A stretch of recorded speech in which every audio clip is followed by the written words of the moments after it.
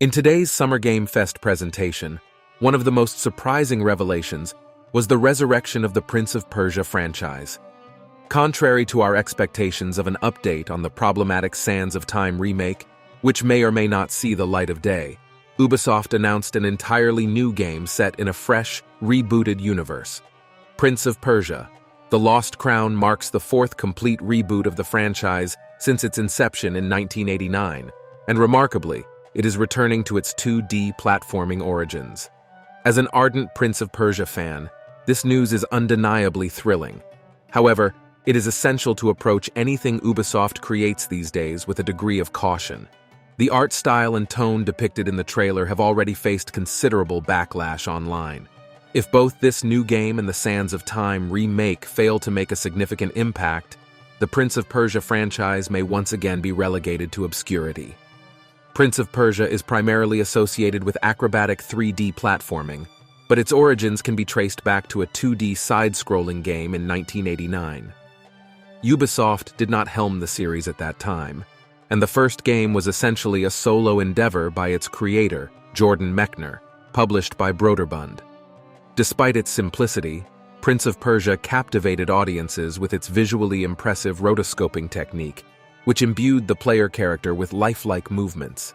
The game posed a substantial challenge to newcomers, featuring numerous instant death traps and a strict 1-hour time limit that would force players to restart the entire game if they took too long.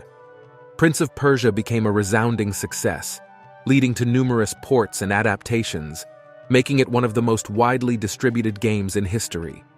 Its sequel, Prince of Persia 2: The Shadow and the Flame, followed in its predecessor's footsteps, offering larger set pieces and more diverse backgrounds. However, the series encountered a setback when attempting to transition to 3D at the turn of the millennium. The aptly named Prince of Persia 3D, serving as the concluding chapter of the trilogy, proved to be a rigid, inconsistent, and bug-ridden game, in stark contrast to the fluid platformers we had grown accustomed to. This lackluster release, featuring tank controls and an ill-received incestuous plot involving a tiger man, hinted at the potential demise of the series. It seemed as though the Prince of Persia franchise had reached an impasse. A ray of hope emerged as Ubisoft, the emerging publisher, collaborated with Mechner to embark on a completely fresh reboot of the Prince of Persia franchise. This reboot aimed to reimagine the essence of Prince of Persia while retaining certain key elements, such as an unnamed prince and a blend of combat and platforming. However, this time, players would no longer be confined to mere running and jumping. The new prince possessed remarkable abilities, capable of running on walls, executing flips over enemies, and performing an array of acrobatic maneuvers to traverse from point A to point B seamlessly. These animations mirrored the smoothness and seamlessness of the original game, showcasing the evolution of technology since its inception. The time limit mechanic, which was a hallmark of the first game, was not deemed suitable for the new generation of video games. In response, Patrice Désilets, the creative director, and his team devised an incredibly innovative concept: time manipulation. With the push of a button, players gained control over time, allowing them to rewind any mistakes, freeze enemies in place, or slow down the world around them.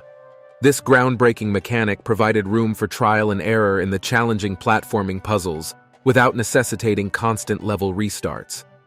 The release of Prince of Persia: The Sands of Time in 2003 left an indelible mark on the industry.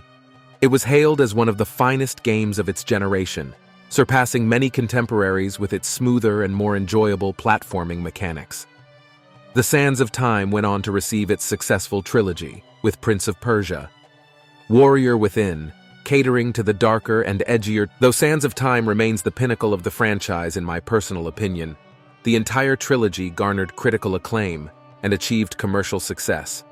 Prince of Persia bid farewell on a high note. However, Ubisoft was not ready to retire the series just yet. Merely a year later, Désilets took the reins of the next Prince of Persia game, tentatively titled Prince of Persia: Assassins. This fresh installment introduced players to a new protagonist, the bodyguard of the prince, and incorporated open-world and stealth mechanics.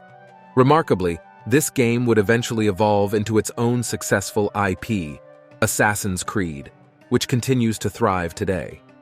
Nevertheless, the fate of Prince of Persia was still uncertain, and Ubisoft sought a new direction. Departing from the grounded approach adopted by Assassin's Creed, they veered toward the opposite end of the spectrum. In 2008, the third reboot, simply titled Prince of Persia, emerged, delving deep into Zoroastrian mythology. The game received praise for its stunning graphics, but its gameplay and story received mixed reviews. Departing from the traditional prince archetype, players assumed the role of a nomad, and the open-world design was visually captivating but lacked meaningful content beyond collecting numerous light balls. Unfortunately, this reboot did not receive a sequel, despite its cliffhanger ending, as the franchise eventually returned to the Sands of Time trilogy for one final game, set between the first two entries. Prince of Persia, The Forgotten Sands served as a somewhat enjoyable experience, but primarily acted as a tie-in to the universally panned Sands of Time movie released in the same year. Thus, up until that point, this encapsulated the entire history of the Prince of Persia series. Over the years, the franchise saw a few remakes of the original games, and the third reboot I mentioned earlier did receive a 2D spin-off for the Nintendo DS. However, for the most part, the series remained dormant for a staggering 13 years. Assassin's Creed had effectively assumed the mantle once held by Prince of Persia, overshadowing it and joining the ranks of Ubisoft's unused IPs. Fans' hopes were momentarily rekindled in 2020 when a remake of the Sands of Time was announced. Unfortunately, the trailer showcased graphics that appeared outdated and failed to meet modern standards, resulting in another disappointment. As of May 2023, 3 years after its announcement, the Sands of Time remake remains in the conceptual stage according to the developers. Therefore, considering the bleak expectations cultivated among fans regarding Ubisoft's treatment of the Prince of Persia franchise, this latest announcement of a fourth reboot came as an enormous surprise. The implications of rebooting the series for the fourth time are profound, leaving room for speculation about the transformative direction Ubisoft intends to pursue with this beloved franchise. If the game proves successful, it raises the question of Ubisoft's future plans for the Prince of Persia series. Will they primarily focus on 3D games set in this newly established world?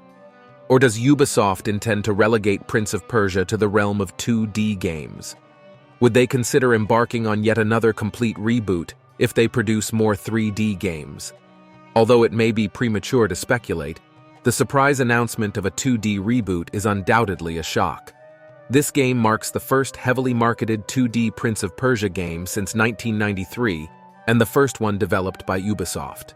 While we have seen remakes of the original games in a modern style, they still utilized updated graphics with level designs dating back 20 years. Consequently, 2D platforming has evolved significantly since the 90s, and from the glimpse we have, Ubisoft aims to modernize the series. The trailer showcases protagonists navigating puzzles with a strong emphasis on verticality, reminiscent of titles like Hollow Knight or Metroid Dread.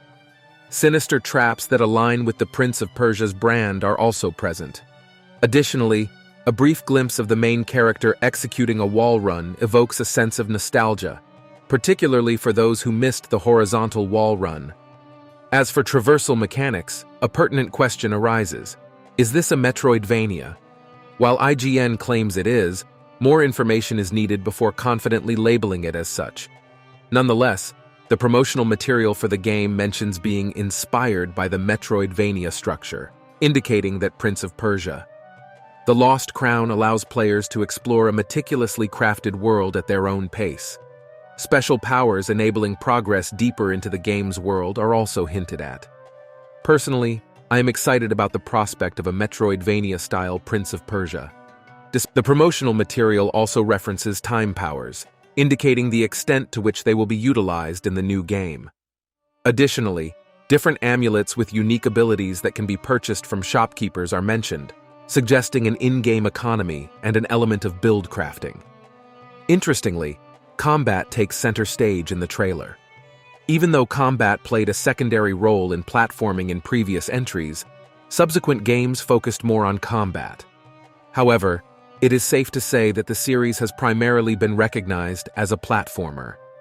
The main character dual-wields swords, enabling a variety of combat abilities.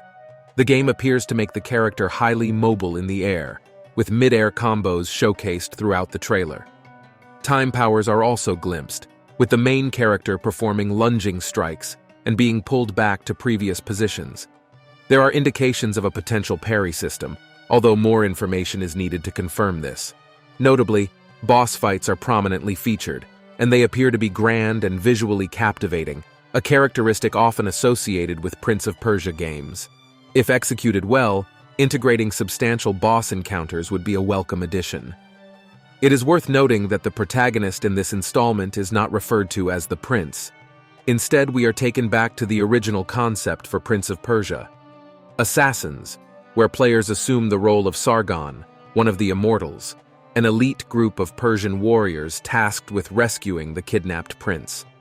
Although he is not the prince himself, his basic design is clearly inspired by the Sands of Time outfit. Turning to the game's aesthetic choices, criticism has arisen regarding the character designs, which appear more akin to superheroes rather than traditional Prince of Persia characters. While the series has never been grounded in realism, this iteration takes it a step further than previous entries. The art style is pleasant, but not groundbreaking, and it does not appear that Ubisoft invested a substantial amount of resources into the game. Consequently, caution is warranted, and it is understandable why some people are disappointed. The visuals fail to impress and suggest a younger target audience. Nonetheless, I am willing to reserve judgment and see where Ubisoft takes the game. In summary, based on the available information, I cannot definitively state that the game looks good. However, I am genuinely excited. Prince of Persia was my initial introduction to video games that went beyond movie tie-ins, and I sincerely want this series to succeed. The art style initially deterred me, but the return to 2D platforming, the Metroidvania world design, and the emphasis on boss fights are all intriguing aspects. Ultimately, Prince of Persia was considered dead just a year ago, and if this reboot fails, it will likely remain dormant. Therefore, keeping an open mind is essential, as the series has nothing to lose and everything to gain from a successful revival. We will discover together in January. That concludes my analysis. If you enjoyed this content, please consider checking out my other videos or subscribing to my channel. I would like to express my gratitude to my existing patrons for their support in helping me create content like this. What are your thoughts on the return of Prince of Persia? Feel free to share in the comments. Until then, have a wonderful day and take care of yourself. Thank you.